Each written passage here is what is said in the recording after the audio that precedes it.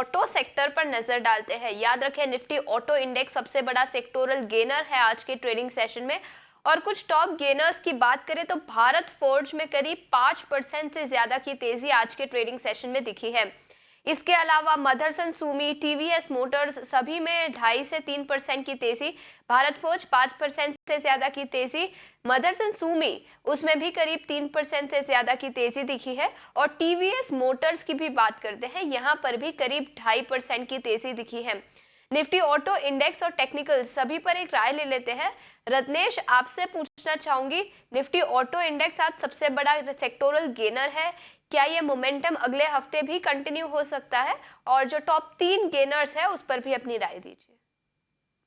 तो देखिए continue high ही बना रहा है तो बिल्कुल ये इसमें स्ट्रेंथ अभी भी बनी हुई लगती है, बहुत ज़्यादा स्ट्रेस नहीं दिख रहा चार्ट पे, करेक्शन के बाद नई तेजी हुई। तो मुझे ऐसा लगता है जो ऑटो स्टॉक्स में जो गेनर है या जो ऑटो स्टॉक्स में जो मोमेंटम है सेक्टर में, ये बरकरार रह सकता है। अभी भी थोड़ा-सा इसमें चाल बाकी है, तो मुझे जो अगर ऑटो इंडस्ट्रीज़ के लेवल की बात करूँ मैं, तो मुझे ऐसा लगता है कि इसमें करीब-करीब हमको 26,200 26,500 तक के लेवल यहाँ से पे देखने को मिल सकते हैं।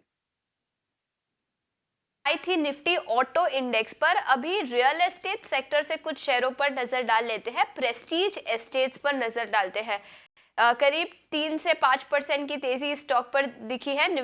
प्रेस्टीज एस्टेट्स पर सीएलएसए की रिपोर्ट भी आई है, उन्होंने खरीदारी की राय तो बरकरार रखी है, लेकिन टारगेट प्राइस जो पहले 1875 रुपए प्रति शेयर था वो अब बढ़ाकर 2320 रुपए प्रति शेयर कर दिया है। तो बड़ा इंक्रीज किया है टारगेट प्राइस में।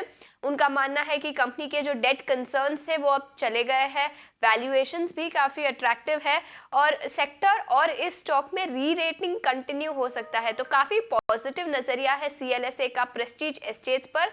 स्टॉक अभी 1925 के आसपास है। उनका लक्ष्य 2320 रुपए प्रति शेयर का है। तो ये तो हुई फंडामेंटल राय, टेक्निकल राय भी ले लेते हैं।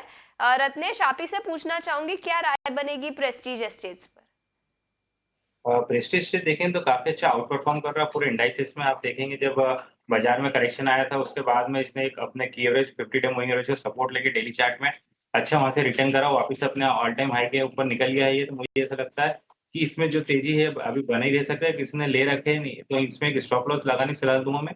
एक ट्रेल स्टॉप लॉस लगाते चले 1850 का, ऊपर में टारगेट दिखता है पहला मुझे। अगर मिड टर्म में देखें तो 2050 और 2100 ये टारगेट आ सकते हैं। आई थी प्रेस्टीज एस्टेट्स पर। कुछ रियल एस्टेट स्टॉक्स पर भी हमने बातचीत की।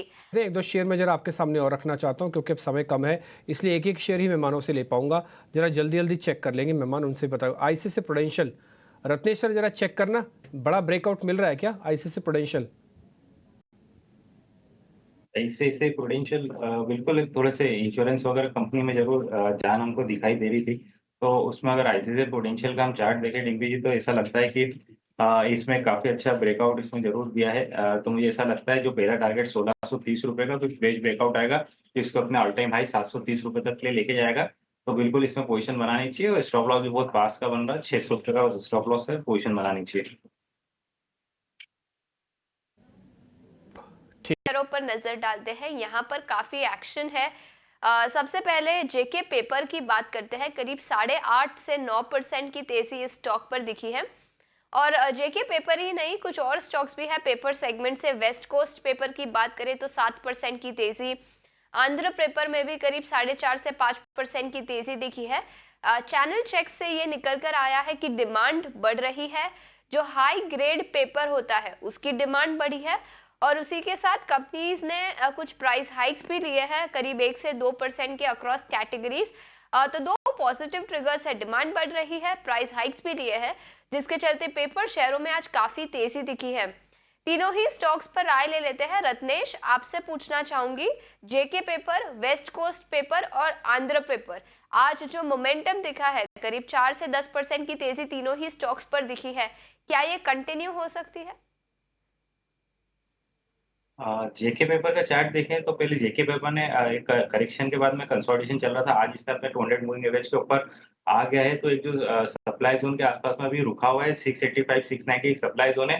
तो अगर ये इसके ऊपर क्लोज देगा तो बिल्कुल ये जो तेजी बनी है कंटिन्यू रह सकती है, वापस से फिर ये यहाँ से अपने ऑल टाइम हाई ₹790 तक के लिए जाएगा। तो मुझे ऐसा लगता है कि जेके पेपर माफ कीजिएगा, मैं गलत बोल गया थोड़ा सा। ये मैं वेस्ट कोस्ट पेपर का बता रहा था, तो माफ कीजिएगा। ये जो मैं लेवल बता रहा था 680 के, ये वेस्ट कोस्ट पेपर के, तो माफी चाहूंगा मैं दर्शकों से। तो 680 वेस्ट कोस्ट पेपर की बात कर रहा था। ये एक सप्लाई जोन के आसपास में है, 690 680 का। अगर इसके ऊपर निकलता है तो अपने 790 के ऊपर वापस से फिर जाएगा। तो वहां पे जो बिल्कुल एक खरीदारी बनेगी, और ये जो तेजी कंटिन्यू रह सकती है। वैसे ही जेके पेपर, तो जेके पेपर ने तो पूरे सेक्टर में आउट परफॉर्म करा। इसने अपने ऑल टाइम हाई को तोड़ के निकल गया है ये। तो मुझे ऐसा लगता है कि जेके पेपर में नई तेजी चालू हुई है, जो इसको अगर मिड टर्म में देखें तो कम से कम मेरे हिसाब से 550 600 रुपए तक लेके जाना चाहिए। इसमें नई एंट्री भी करी जा सकती है। स्टॉप लॉस लगाएं 450 रुपए का। पेपर स्टॉक्स पर 450 रुपए तक के स्टॉप लॉस आप जेके पेपर पर बनाए रखें। आगे सेगमेंट पर फोकस करते हैं, मुनाफे का ऑप्शन।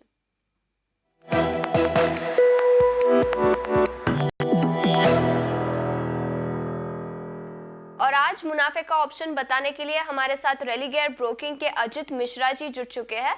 Ajit, good afternoon. बताएं सबसे पहले बाजार पर क्या राय रहेगी और स्टॉक स्पेसिफिक आइडियाज क्या रहेंगे?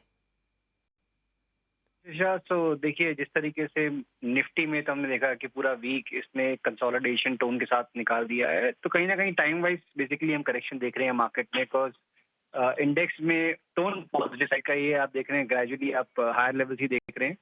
तो मेरे हिसाब से यहाँ पे स्टॉक स्पेसिफिक रहना ज़्यादा समझदारी होगी कि इंडेक्स शायद थोड़ा सा टाइम और ही स्पेंड करे इतने वॉलेटाइल जो हमने देखा है मूव ड्यूरिंग द इलेक्शन, तो उसको डाइजेस्ट करने के लिए। तो यहाँ स्टॉक स्पेसिफिक में ऑटो जहाँ पे कि कंसिस्टेंट बाइंग दिख रही है, मारुति एक ऐसा नाम है जहाँ पे कि मुझे लग रहा है कि एक फ्रेश कंसोलिडेशन जो अभी जल्दी खत्म होगा, तो यहाँ पे आप लॉन्ग कर सकते हैं। 1290 वाली 12,900 वाली जो कॉल है, जो कि करीब 145 के पास ट्रेड कर रही है, इसको आप लॉन्ग कर सकते हैं 115 के स्टॉप लॉस के साथ 210 तक के टारगेट्स के लिए। तो मारुति के 12,900 के कॉल ऑप्शंस खरीदने की सलाह। अजित, बहुत बहुत शुक्रिया समय निकालकर ईटीना स्वदेश से जुड़ने के लिए।